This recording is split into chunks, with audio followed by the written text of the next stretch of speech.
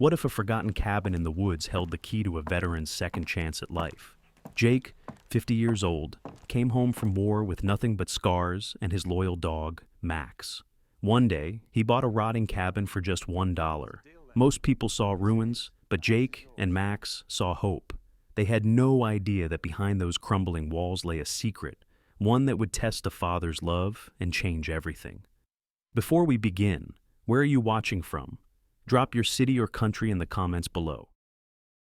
The morning air was cool and damp, carrying the faint scent of pine and earth after a night of scattered rain. The sun pushed timidly through low clouds, painting the outskirts of the small town in a pale wash of gray and gold.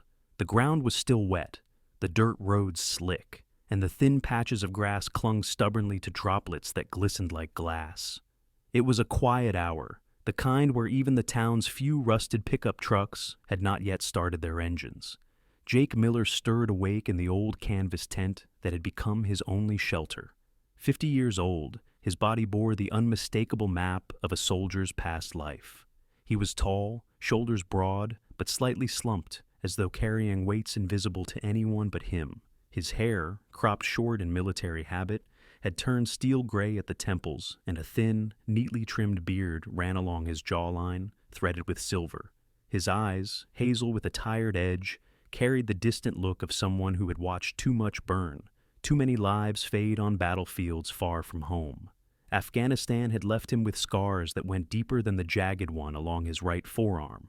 Jake's clothes were plain, faded jeans torn at the knees, a beige shirt with rolled sleeves, its fabric thinning after too many washes in cold creek water. He lived without extravagance, just a bedroll, a small stove that barely worked, and the one companion who never abandoned him, Max. Max was a 6-year-old German shepherd, strong and well-muscled, with a coat of black and tan that gleamed even in the poor light. His ears stood tall, alert, as if listening for threats that no one else could sense. His amber eyes seemed to hold an intelligence that often startled strangers, a mix of loyalty and vigilance sharpened by years at Jake's side. Max had been a pup when Jake returned home from deployment, a gift from an old army buddy who thought Jake needed someone who could anchor him to the present. Over the years, Max had grown into both protector and confidant, silently absorbing Jake's words on sleepless nights and his silence on darker ones. Jake crawled out of the tent, boots crunching on damp soil, and stretched his stiff muscles. Max padded after him, shaking off the dew clinging to his fur. Together, they looked at the edge of town, where rows of worn-out houses stood, their paint peeling, their porches sagging under neglect. This was not the place people dreamed of living in, but for Jake, it was all he could afford. His days blurred together in a rhythm of odd jobs. Anyone in town who needed heavy lifting, fences mended, firewood chopped, or roofs patched would call Jake. He was the man who never said no, the man who took whatever work was offered, even if it paid only in a few crumpled bills or a hot meal. Some pitied him, others admired his quiet endurance, but Jake never asked for their sympathy. He lived not for their approval, but for the small, steady companionship of Max and the moments of dignity earned through hard labor. As he walked toward the diner that morning, Max trotting at his side, Jake's mind drifted back to the desert heat of Afghanistan. He could still hear the distant thud of mortars, the crackle of radio static, and the heavy silence that followed after 2 men under his command never made it back from patrol. Those memories visited him like ghosts each night, shadows crawling into his sleep until he woke, heart racing, to Max's gentle paw pressing against his chest. The dog always knew when to pull him back from the brink. At the diner, Mrs. Patterson, a stout woman in her 60s with tightly curled white hair and a stern but kind face, handed Jake a steaming cup of coffee. She had known him since he was a boy, and often gave him leftovers wrapped in foil, pretending it was a mistake in the kitchen. "Morning, Jake," she said, voice carrying the brisk warmth of someone who had weathered too many winters to waste words. "Got some men needing help unloading lumber down by the mill. You interested?" Jake nodded, his voice rough from disuse. "Yes, ma'am." He rarely spoke more than he had to, but his politeness never faltered. Mrs. Patterson glanced at Max, who sat patiently by the door, tail thumping once in acknowledgement. "That dog's got better manners than half the men in this town," she said with a chuckle, slipping a small piece of bacon under the counter for him. Max accepted it with a gentle snap, his eyes bright with gratitude. The mill job was brutal but familiar. Jake's arms strained as he lifted plank after plank of heavy wood, his muscles burning, his shirt clinging to his back. Sweat mingled with the faint smell of sawdust, and though the men around him grunted and cursed, Jake remained silent. He had been trained to endure worse than this. Still, as the hours passed, his body reminded him that he was no longer 25. Every movement carried a dull ache, a whisper of the years that had weighed him down. When the day's work ended, Jake was handed a folded bill and a nod. No thanks, no praise, but that didn't matter. He walked back to the edge of town with Max, the evening sun now breaking through the clouds in golden streaks. They returned to their tent, where Jake lit a small fire from scraps of wood he collected along the way. He sat before the flames, eyes distant, as Max lay beside him, with his head resting on Jake's knee. It was in moments like this, when the fire crackled low and the night crept in, that Jake's thoughts returned to the friends he had lost. He saw their faces in the flicker of the flames, heard their laughter carried by the wind, felt the weight of survivors' guilt pressing against his chest. He would whisper their names sometimes, as though speaking them aloud might keep their memory alive. Max stirred, sensing his master's sorrow. The dog nudged Jake's arm, a soft growl in his throat not of warning, but of comfort. Jake placed a rough, calloused hand on Max's head, fingers brushing over the dog's warm fur.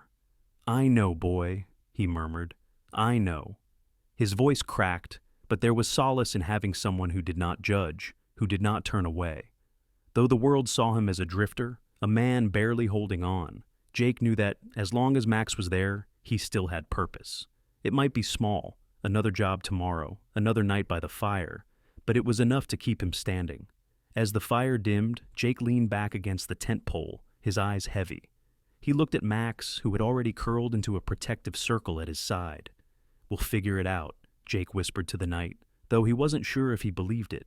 The dog's steady breathing was the only reply, a rhythm that soothed Jake's fractured heart.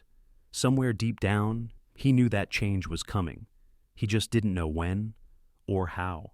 For now, the man and his dog faced the darkness together. The courthouse square bustled under a pale midday sun, the kind that gave no warmth, but still managed to glare against the white paint peeling from the old building's columns. Jake Miller stood near the back of the crowd, his weathered face half hidden beneath the brim of his cap.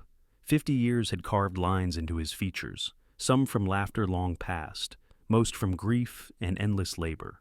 At his side, Max, the 6-year-old German shepherd, sat with ears pricked and amber eyes scanning the crowd, as if assessing every stranger for threat or intent. The auctioneer, Clifford Brooks, announced each lot in a voice polished from decades of work. He was thin and sharp-featured, with gray hair slicked flat and wire-rimmed glasses that caught the light. Jake had come only to watch. He carried little more than a few worn bills in his pocket. But when Clifford called out, "Lot 12, one parcel of land and an abandoned cabin in Pine Hollow," something inside Jake shifted. Laughter rolled through the crowd. No one wanted a ruin half swallowed by the woods. The bidding began high and slid downward as Clifford tried to coax even a shred of interest. When the silence grew awkward, Jake heard his own voice cut through. $1. Heads turned.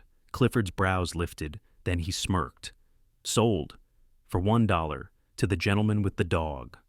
There was more laughter, a few mutters of waste of time, but Jake ignored them. For the first time in years, he owned something, not a borrowed cot, not a job for scraps of pay, but land and shelter, however broken. That afternoon, Jake and Max followed a dirt track north out of town.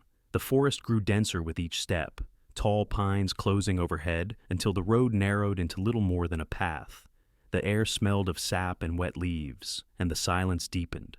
Max moved eagerly, tail stiff with alertness, pausing often to sniff at scents only he understood.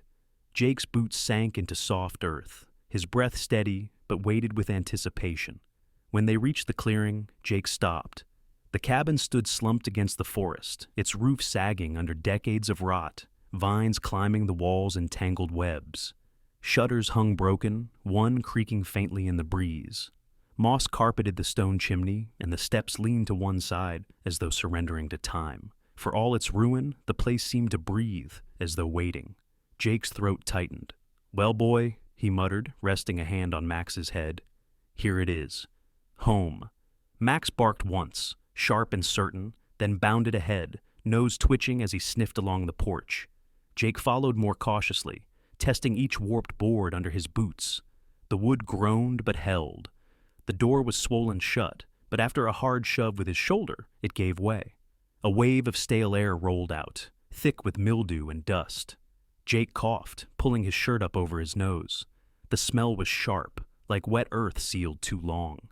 Max sneezed, shaking his head, but trotted inside without hesitation. The cabin's interior was a monument to abandonment. Sunlight pierced holes in the roof, shafts of gold cutting through darkness and illuminating swirls of dust.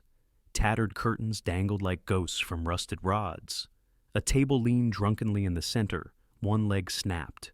Chairs lay in pieces, their stuffing spilling out in clumps. The floor was littered with leaves, feathers, and mouse droppings. In one corner, a nest of twigs suggested raccoons or squirrels had claimed the place long before Jake. Jake stepped carefully, each board creaking under his weight. He reached out to touch the wall, the wood damp and flaking beneath his fingers. Max prowled from room to room, nails clicking against the floorboards, tail sweeping low. At one point, he barked at the fireplace, startling a family of birds that flapped up through the chimney, scattering soot in a black cloud. Jake swore under his breath, then laughed hoarsely, the first genuine laugh in weeks. He moved deeper into the cabin, noting the collapsed shelves, the cracked linoleum near what had once been a kitchen. Rusted pans lay forgotten on the counter, their surfaces pitted with age.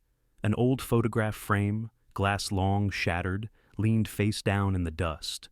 Jake turned it over, but the picture had rotted into little more than a smear of color. It reminded him that someone had once lived here, cooked meals, perhaps rocked a child to sleep. Now only silence remained. As he stood there, a strange kinship stirred. This cabin was wounded, neglected, left behind. Like him. Yet it was still standing, and so was he. Jake found a spot by the front steps and lowered himself onto the porch, Max lying at his feet. The golden light of evening slanted through the trees, touching the cabin with a fleeting gentleness. His body ached from the day, his shins scraped from forcing the door, but in his chest something unfamiliar flickered, a small, stubborn hope. He placed a hand on Max's head, feeling the dog's steady warmth. "It's ours, boy," he said softly. "Rotten boards, broken roof, mold and all. It's ours." Max thumped his tail against the wood, eyes fixed on the darkening forest. The cabin loomed behind them, weary and battered, but standing. For the first time in a long time, Jake felt the same.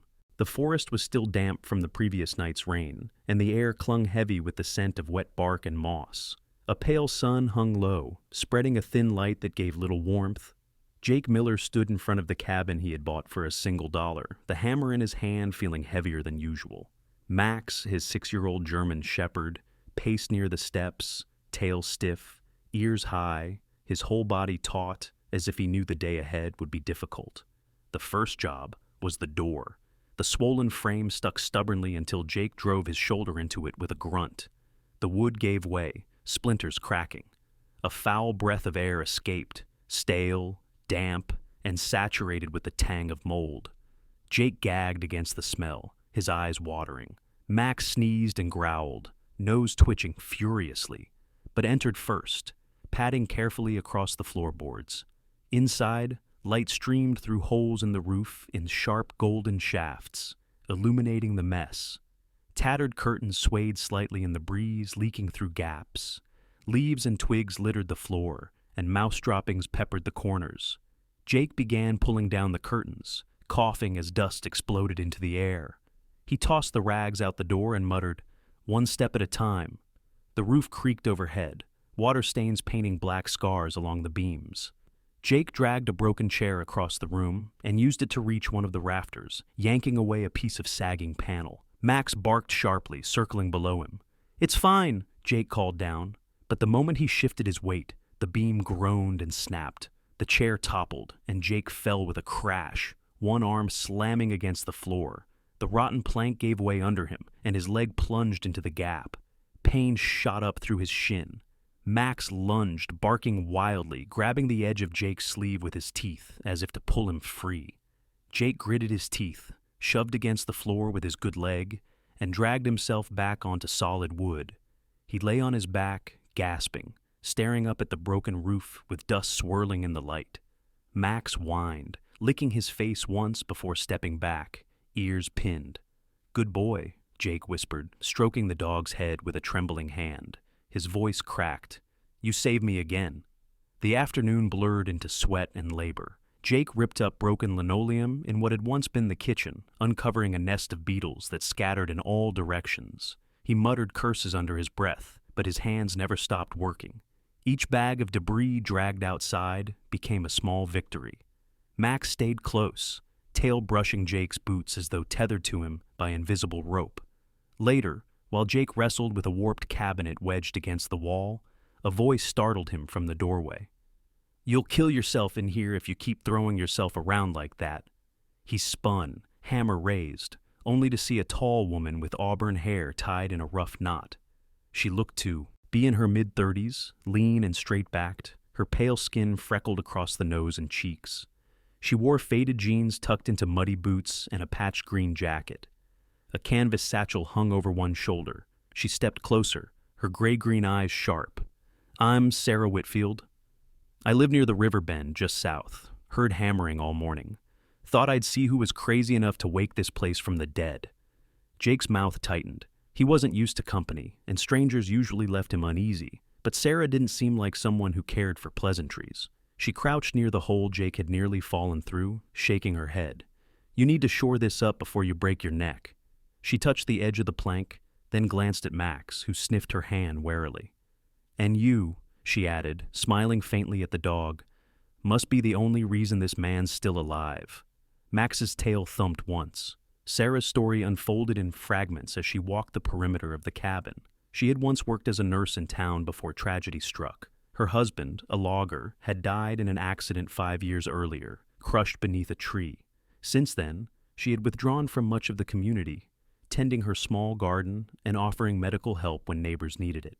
The grief had left her sharp, almost blunt, but also steady, someone who had weathered storms and come out still standing. Jake leaned on his hammer, sweat streaking his temple. "It's mine now." "Got it at auction." Sarah raised an eyebrow. $1, right? Word travels. She tapped her fingers on a rotted beam. "Well, you've got your work cut out for you. But if you're serious, this place could live again.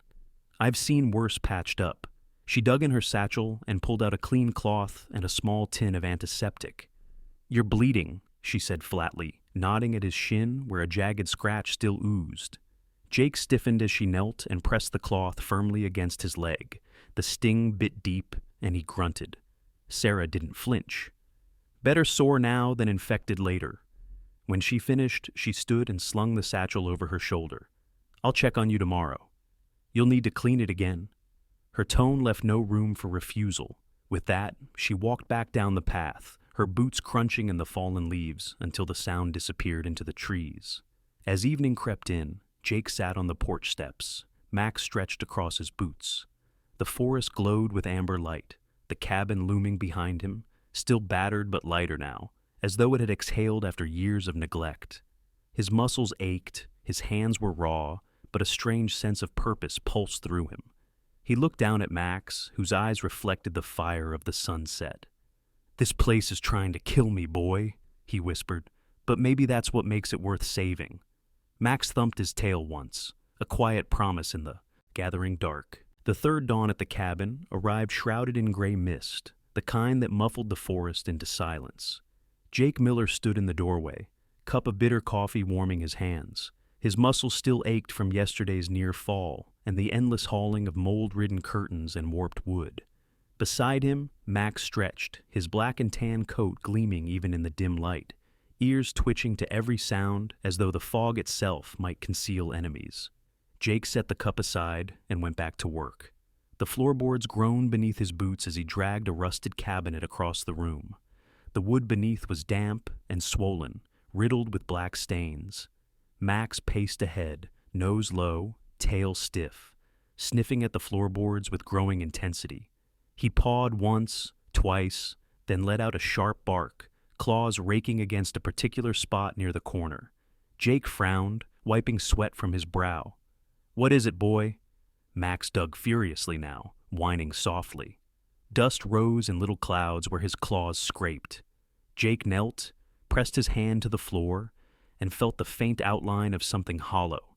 He grabbed his crowbar, jammed it into the crack, and pried hard. The board lifted with a shriek of nails, revealing a shallow compartment hidden beneath. Inside sat a wooden chest, small and weathered, its surface scarred by time. Jake lifted it carefully, brushing away years of grime. The box was simple, oak with iron hinges dulled by rust, but it carried a surprising weight. Max sniffed eagerly, tail wagging as if they had unearthed treasure. Jake sat on a broken stool and opened the chest.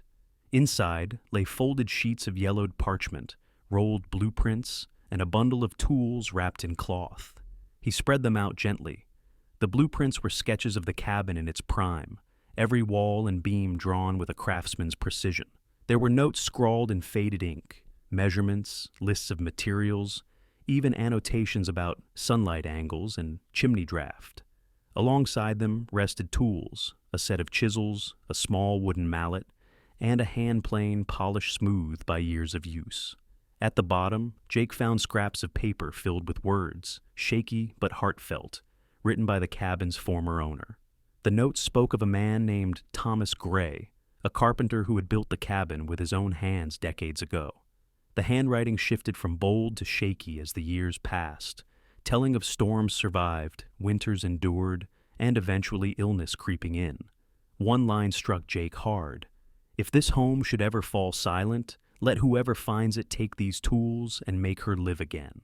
Jake's throat tightened. He ran his rough fingers over the chisels, their handles worn smooth by another man's labor. Memories surged. His father's workshop back in Nebraska, the smell of pine shavings and varnish, the sound of a plane sliding across wood. Jake had been a boy then, eyes wide with awe as his father, broad-shouldered, with black hair streaked. In gray and strong hands covered in calluses, showed him how to follow the grain, how to let the wood reveal what it wanted to be. His father had died before Jake enlisted, and the memory of those evenings in the workshop was one of the few bright things war hadn't stolen. Max nudged Jake's arm, breaking the reverie. Jake chuckled softly, blinking away the sting in his eyes. "Looks like you found us more than just a roof, boy. You found us a mission." The rest of the morning was spent testing the tools. Jake selected a chisel, ran a thumb along its edge, and set a small scrap of oak he'd pulled from a pile of debris onto the crate. The first tap of the mallet rang through the cabin, sharp and clean. Chips curled away, and Jake felt something awaken in his hands, an old muscle memory, a rhythm buried beneath years of carrying rifles and digging trenches. Each stroke grew steadier, more deliberate, until a small groove formed in the wood. He wasn't carving for pay, not building for survival. For the first time in years, he was shaping something simply because it felt right. As he worked, Sarah Whitfield appeared at the doorway, her auburn hair damp from the mist, jacket flecked with mud from the path. She carried her canvas satchel as always, though today she held it loosely, less like a nurse and more like a curious neighbor. "I thought I'd check if you'd managed to avoid breaking your neck again," she said dryly, stepping inside. Her gray-green eyes swept the room, lingering on the open chest and the spread of papers. Jake glanced up, embarrassed at being caught hunched over like a schoolboy rediscovering a hobby. "Max found this," he explained, gesturing at the chest. "Blueprints, tools, belong to the man who built this place." Sarah stepped closer, picking up one of the notes with care. "Thomas Gray," she read aloud. "I remember the name. My father used to buy timber from him, said he was a craftsman who could coax music out of wood. They said after his wife died, he poured himself into this cabin, but when his health failed, he never left." She looked around at the broken beams with something like reverence. "I suppose it makes sense his ghost still lingers here." Jake set down the chisel, wiping his palms on his jeans. "It feels like Like he left me something to finish. Sarah studied him for a long moment, then gave a small nod. Then maybe you should. Her voice softened, the bluntness fading for just a moment. Not everyone gets a second chance, Jake. If this place gives you one, take it. She turned, leaving before he could respond, her boots crunching down the trail once again. Jake sat in the quiet, the weight of her words mingling with the scent of damp wood and the soft creak of the cabin settling. He looked at Max, who wagged his tail once and lay down beside the chest. Guess it's settled then, Jake murmured. We rebuild. Not just the cabin, but maybe me too. That night, he and Max stretched out on a cleared patch of floor near the hearth. The wind howled through gaps in the walls, carrying the smell of pine and earth. But in Jake's hand, he held the chisel, its wooden handle smooth and familiar. He closed his eyes, hearing again his father's voice teaching him how to follow the grain. For the first time in years, he didn't dream of war. He dreamed of wood shavings curling like ribbons under his hands, and of a cabin slowly breathing back to life. The cabin smelled faintly of sawdust and damp earth, a mixture that clung to the air as Jake leaned over the blueprints spread across a crate. He had been practicing with the chisels all morning, carving small grooves into scrap wood and trying to remember the rhythm his father once taught him. Max rested by the hearth, tail brushing slowly against the floor, ears flicking to every sound in the forest beyond the broken walls. For the first time in years, the silence inside the cabin was not unbearable. It was filled with purpose. A crunch of tires on gravel broke the fragile calm. Jake stiffened, his head lifting toward the sound. Max growled low in his throat, then rose to his feet, body taut with alertness. Through the clearing, a car door slammed. Moments later, a figure emerged on the path. Jake's chest tightened when he recognized her gait, the quick, determined steps of someone not here for pleasantries. Emily Miller was 27 now, a young woman with long, dark hair pulled into a neat braid that reached past her shoulders. Her frame was slim but strong, shaped by years of teaching dance at a local community center. Her skin was fair, her features sharp, softened only by the faint weariness around her eyes. She wore a simple blue cardigan over a white blouse and jeans, clothes that spoke of stability. Behind her hung the invisible weight of her new life. She lived with her mother, her stepfather, and her husband, a circle Jake had been cut out of long ago. "Dad," Emily called, her voice trembling not with affection, but with accusation. Jake rose slowly, dusting his palms on his jeans. "Emily." The word felt foreign on his tongue, heavy and full of memories he could never fully hold on to. She stepped closer, her eyes darting over the ruin of the cabin. "So, this is where you've been? A rotten shack in the woods?" Her tone cracked like ice. "Mom said you'd vanish again, and she was right. You always leave us behind." Jake flinched. "I didn't leave because I wanted to. I left because of the war," Emily cut in, arms folded tightly across her chest. "You chose to fight halfway across the world instead of being here. Do you know what it was like for me, for Mom, watching her cry at the kitchen table, bills piled up, no letters from you for months?" Her voice rose, years of bottled pain spilling out. "And when you finally came back, you were a ghost. You didn't know how to be a father anymore." Jake's throat worked, but no words came at first. Max whined softly, circling between them, as though trying to bridge the gap. Jake finally spoke, his voice low, steady, but raw. "I know I failed you.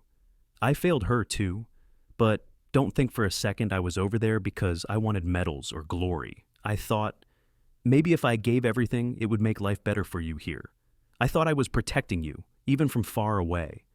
Emily's eyes filled with unshed tears, but her jaw tightened. "Protecting me?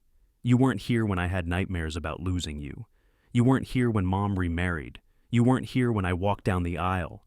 Jake's fists clenched at his sides. "I can't change those years. I can't erase what I did.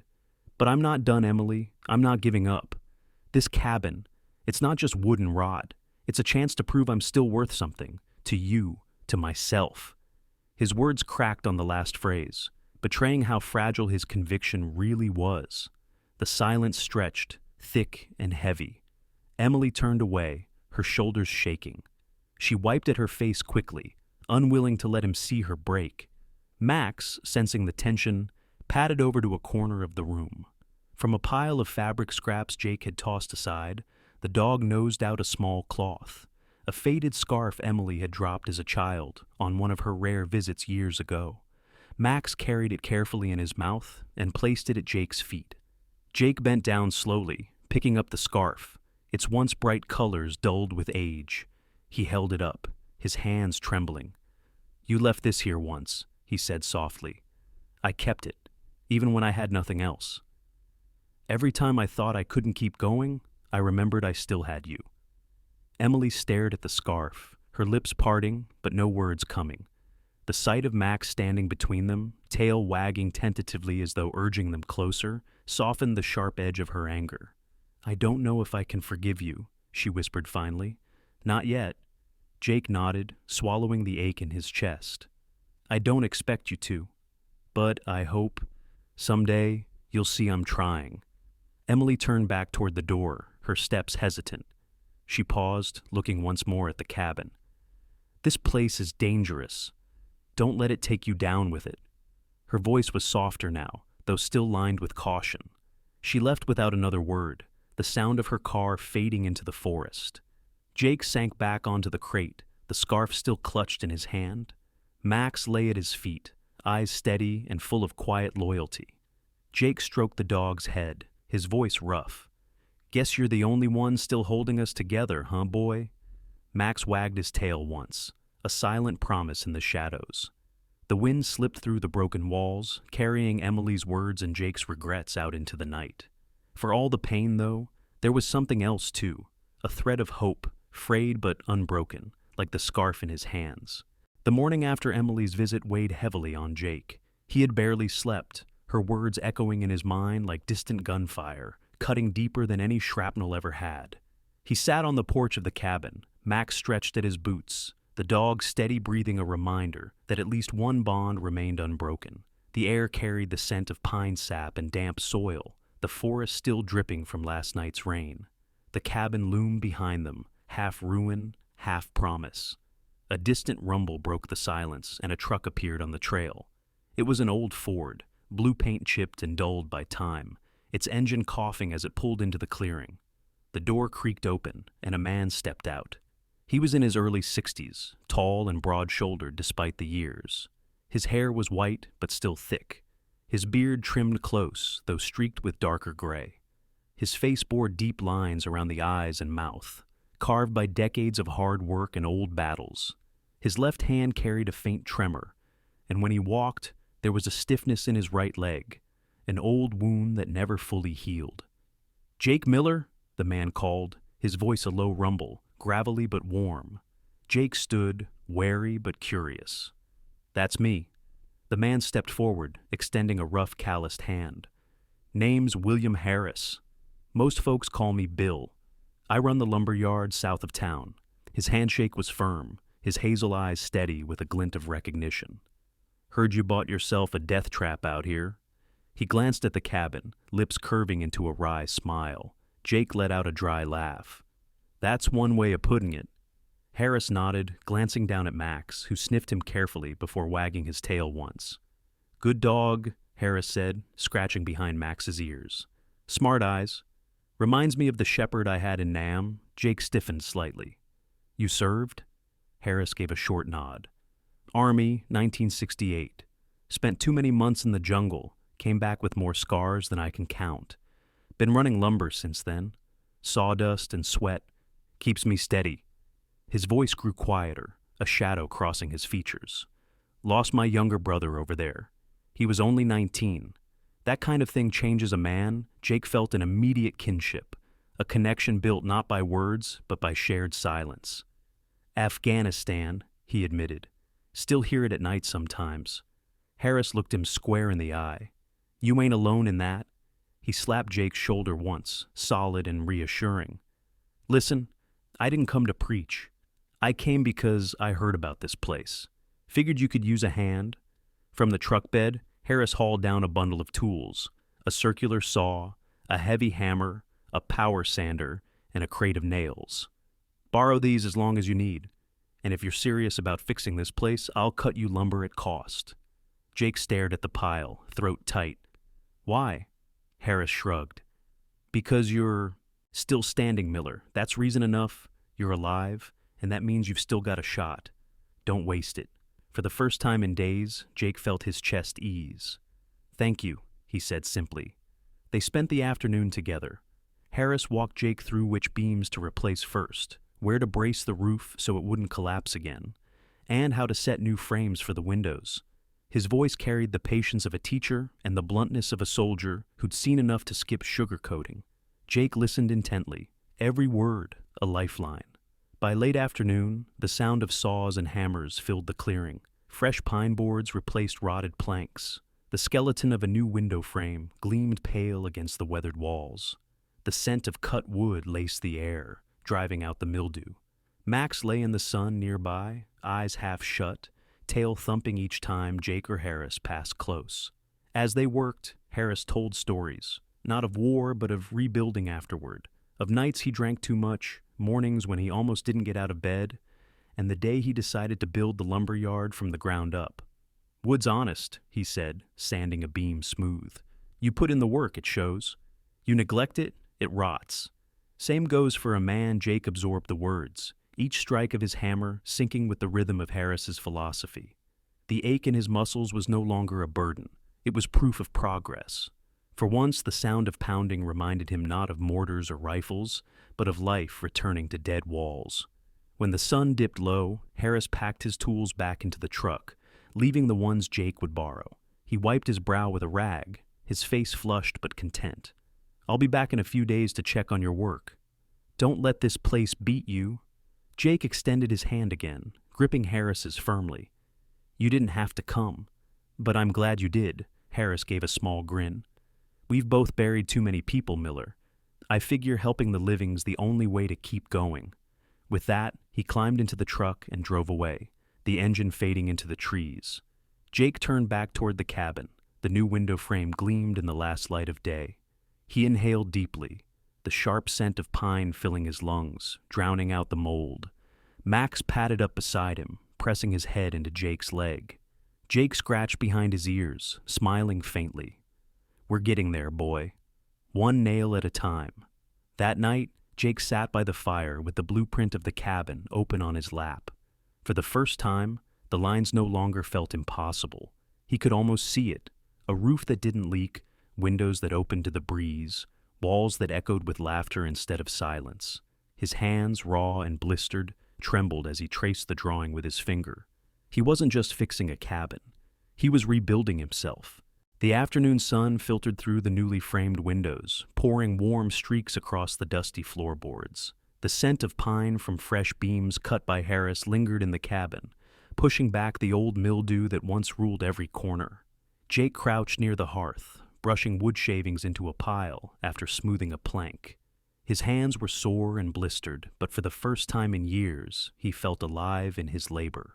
Max, the 6-year-old German shepherd, sniffed around the far corner of the cabin, his tail swishing as if he sensed something hidden. Suddenly, Max barked sharply and pawed at the base of the wall, where a pile of debris had been stacked. Jake frowned, laying down the broom. What is it now, boy? Max whined insistently, digging with his claws until the old wood splintered. Curious, Jake cleared the area, tugging away the loose boards. Beneath, wedged tightly into the corner, was a long block of timber, darker than the pine beams Harris had delivered. He dragged it into the light. The wood was dense, heavy, and streaked with rich tones of mahogany. Its surface bore marks where it had once been sanded smooth, but left unfinished. Jake recognized quality immediately. It was the kind of lumber craftsmen coveted, the kind his father had only rarely obtained. He ran his palm over it, the fine grain cool beneath his skin. Max barked again, tail thumping as if to say, "This is yours now." Jake sat on a crate, staring at the piece of wood. The chisels he had found in Thomas Gray's chest lay nearby, their handles worn smooth by another man's hand. He remembered his father's voice, calm and steady. Let the wood tell you what it wants to be. He set the block onto the workbench he had cobbled together from old planks and braced it carefully. With Max watching from the rug by the hearth, Jake picked up the chisel, tapped the mallet gently and felt the wood respond. Chips curled away in graceful ribbons, scattering to the floor. With each strike, something long dormant awoke inside him. That night, under lamplight, Jake began to carve with purpose. He shaped a small wooden box first, simple but strong. As he worked, he thought of Emily. Her sharp words, her folded arms, the hurt in her eyes. He imagined handing her this box, not as an apology in words, but as proof he was still capable of creating, of giving. Each cut into the grain became a plea for forgiveness, a stitch in the bond he longed to repair. The following day, Sarah appeared again, her auburn hair tucked under a scarf, cheeks flushed from walking briskly through the forest trail.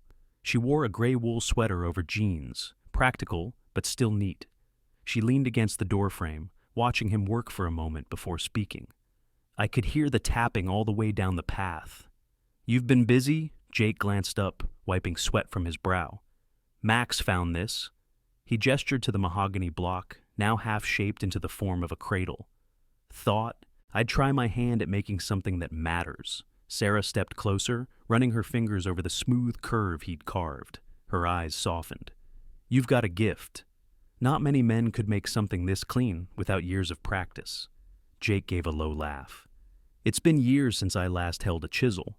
My father taught me, long before the army. Guess it never really leaves you." His voice grew quieter. "I thought maybe I could give Emily something she can hold on to." Sarah studied him, her gray-green eyes steady. "Maybe it's not the gift that matters, but the truth behind it. She'll see that."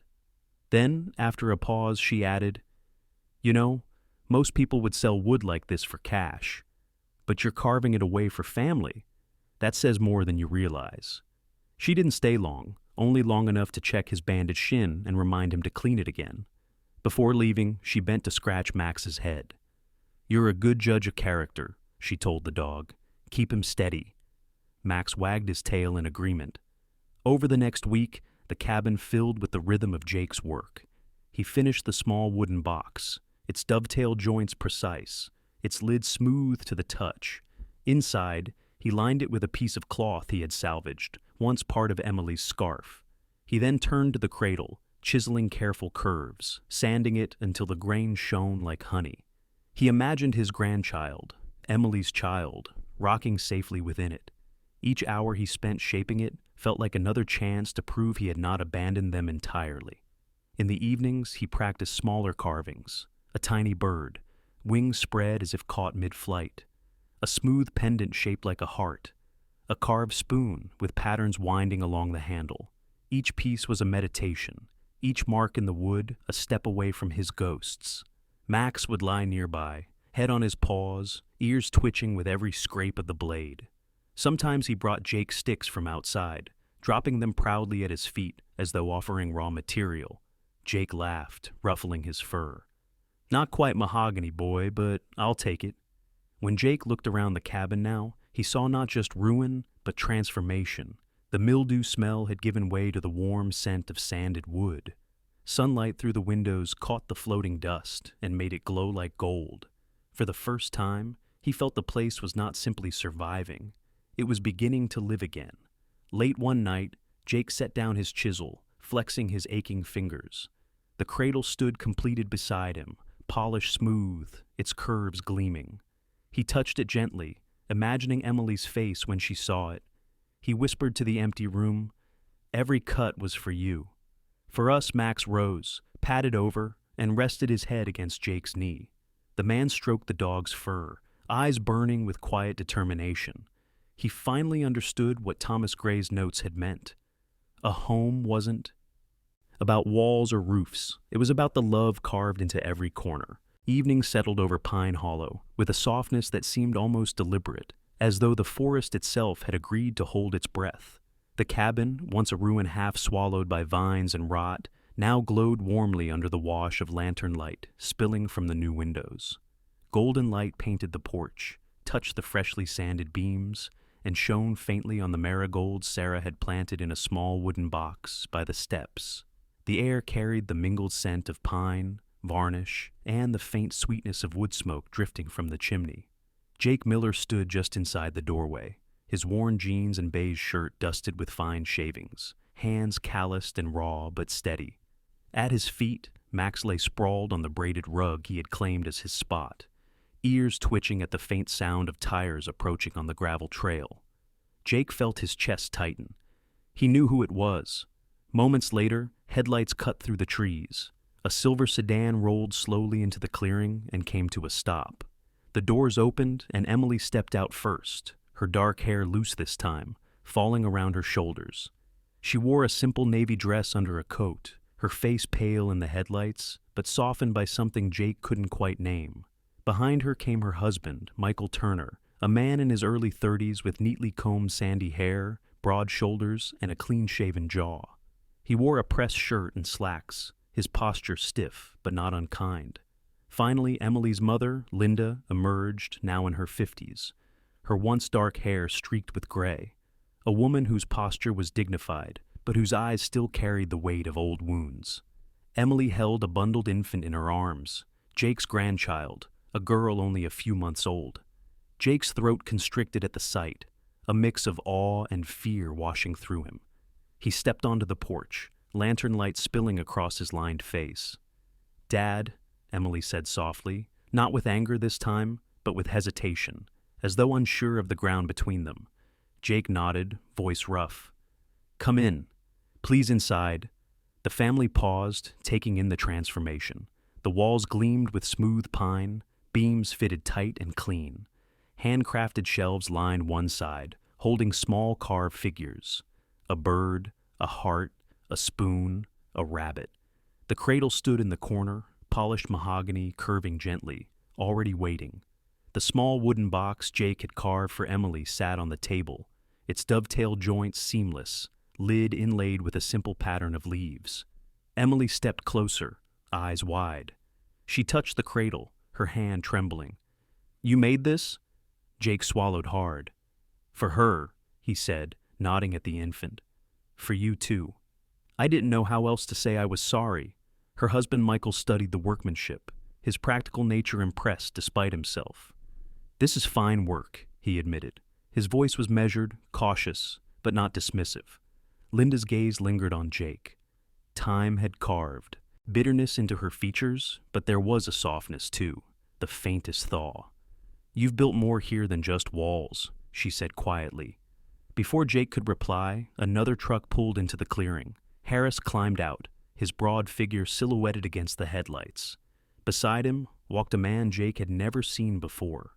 Shorter, perhaps in his late 50s, with silver hair swept back, a neatly trimmed goatee, and sharp blue eyes that seemed to miss nothing. He wore a wool coat over a dark suit, polished boots catching the light. "Jake," Harris rumbled, clapping a heavy hand on his shoulder. "Thought it was time you met someone. This is Richard Cole, an old friend of mine. He's a collector, art, woodwork, you name it. Told him about you." Richard extended his hand, grip firm, but refined. His voice carried the smooth confidence of someone used to negotiating deals. "I've heard a great deal already. May I?" He gestured toward the cradle and the carvings on the shelf. Jake nodded, heart pounding. Richard moved slowly, examining each piece with practiced eyes. He lifted the box, running his fingers along the joints, then set it down gently. He studied the cradle with particular care, tracing the polished grain. Finally, he turned back to Jake. "This is remarkable work. Honest, precise, and deeply human. It carries the kind of soul you can't fake." Jake shifted uncomfortably. "It's just wood." "Just my hands trying to make something right?" Richard's mouth curved into a small smile. "That's exactly what makes it valuable. Pieces like this, crafted with care and story, are worth far more than you think. I'd like to commission work from you, and I'll pay properly for it." Jake stared at him, stunned. Harris grinned broadly. "Told you, Miller. Wood's honest, and so are you." It was only a matter of time before someone saw it. Emily's eyes filled, not with anger this time, but with something closer to pride. She touched the wooden box again, her fingers lingering on the smooth surface. "Maybe," she whispered, "you didn't abandon us after all. Maybe you were just lost." Jake met her gaze, words failing him. Instead, he placed the box in her hands. "It's yours," he said simply. The infant stirred, letting out a small cry. Emily rocked her gently in the cradle, and the sight nearly undid Jake. His grandchild, safe in something his hands had built. It was a miracle he hadn't dared imagine. Later that night, after Harris and Richard had left, after Emily and her family had settled by the fire with cups of tea Sarah had dropped off earlier, Jake stepped outside with Max. The cabin glowed behind them, golden against the dark forest. Max pressed close, warm and solid. Jake scratched his ears, whispering, "We did it, boy. We're not done yet, but we did it." The dog wagged his tail, eyes bright in the lantern glow. For the first time in years, Jake looked at this future and saw not just survival, but possibility. Jake's journey from ruin to redemption is not just the story of one man and his loyal dog. It is a mirror of what so many of us face. Life will strip away, break down, and test us. Yet with patience, love, and community, even the most abandoned places can breathe again. A cabin once filled with mold and silence became a beacon of warmth. A father, once lost to war and regret, found his way back through his hands, through forgiveness, through the quiet loyalty of Max. And perhaps that is the lesson for us all. Miracles do not always arrive with trumpets or fire from heaven. Sometimes they come in wood shavings on the floor, in the wag of a dog's tail, in a daughter's softened gaze. They come when God whispers hope into the ruins of our lives and shows us that what seemed broken can be made whole. May this story remind you to never give up, to seek the hidden blessings in your struggles. Share it with someone who needs hope. Leave a comment with your own story. And subscribe for more. May God's grace and protection be with you and your family always.